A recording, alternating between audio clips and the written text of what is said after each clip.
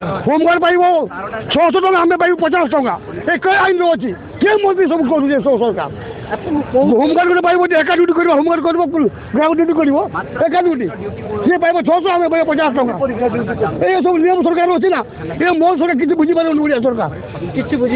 बुझीपार ओडिया लोक जानी 5 वर्ष है सरपंच एमएलए मंत्री है तो जापार ग्राम की शला गोटे अच्छी ना भाई देखा शला गोटे अच्छी ग्राम अच्छी तो जापारूनी जी तो ये कौन कह सर बहुत दुख आम रोचे आपको सरकार तो कहते समस्त कथा बुझे ओडिशा को विकसित करेंगे कहते कि आमको ताकि शुणुना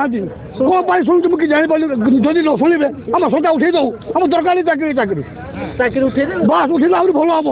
लोक को चिन्हवा लोक घर देखा जाइए काम को जा 18 टका दुईटी काम को लोग जा आपको धरवा परिवार काम